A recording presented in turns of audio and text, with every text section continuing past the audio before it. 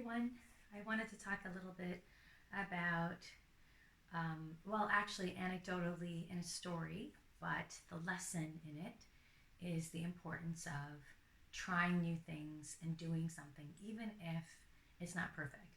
So, for me, growing up, I grew up watching my dad, who was a welder by trade and then a contractor, do a number of projects, renovations, basement, painting, all these things that require such precision, like using measurements and of course an enormous amount of tools that had these very precise measurements in order to equate, measure, and calculate how a right angle would be, how we would frame an entire wall, how we would paint, and if you're trimming, you would be cutting, which is trimming along the baseboards and maybe the crown molding in a way that doesn't, bleed the paint into one another and make it look messy. So everything was so precise and so particular.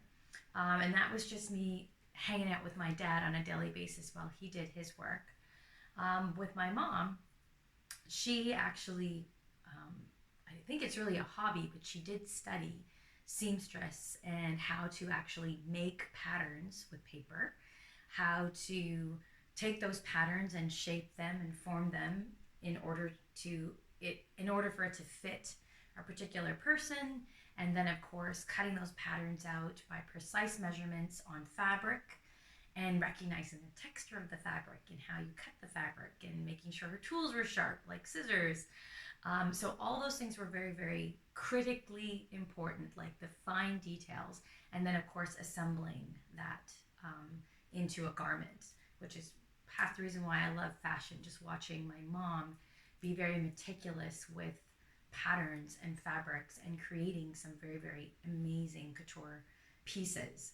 And then, of course, watching my dad go from a completely unfinished space and watching that transform into an incredibly homely space that had all these compartments to it and pieces to it, like rooms and doors, whereas before it was just an open space.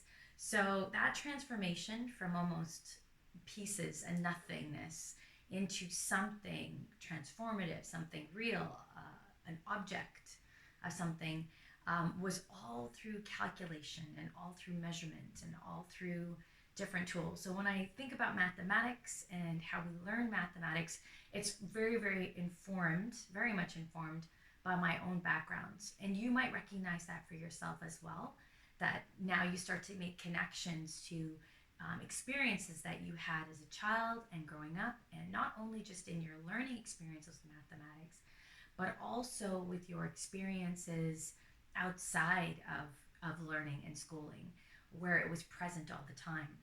What's really, really critical in this sort of understanding of all this and me piecing together these moments and experiences in my life is very recently I was talking to my son about how he was writing, and he's 7 years old, so he's just learning how to print very neatly, and how print on the line, make it perfect, make it precise, use a ruler, do the spacing, use your finger because that's a non-standard unit of measure that we can use.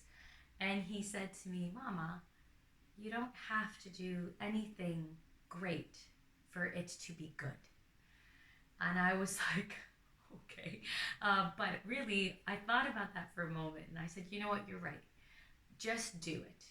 Put forth the action and get it done, and it will be good. And with practice, it will be great. And he recognized that too. But it was such a lesson for me because I literally grew up seeing and witnessing perfection all the time. But then I started remembering those experiences and remembering moments where things didn't work out. A frame wasn't correctly done because the wall that was originally there wasn't a perfect right angle. My dad making splints to fit inside it, filing things down to make sure that it created the right angle that he wanted against a wall. My mom literally ripping out a hem and redoing a hem so that it was perfect, attaching a sleeve and then taking it off again to make sure that it fit properly when it was on our bodies. So I started to recognize these moments where we were trying to do things great, but really we were just trying to do something good. And within that good and that, you know, the obstacles, the moments where something didn't work out, in all those moments, something was formed, something great. So I want us to learn that lesson. I want you to think about that when you're approaching mathematics, problem solving, when you're thinking about teaching about it, but also even in your other courses, in your other subjects like science as well. Like, think about the inquiry process, think about the process of learning, and ask yourself, okay, am I trying to get to perfection? Am I trying to get to the solution? Am I trying to get to the greatness of this moment? Or am I just trying to do something really good? And it requires me to just take action, to use my mind to the, like, not in limitations of my mind, but to wherever my mind can take me, to solve through these issues, solve through these problems, and to get to an outcome that actually is so good for yourself, makes you feel good, makes others feel good because they see that triumph. And then, of course, it will lead to greatness.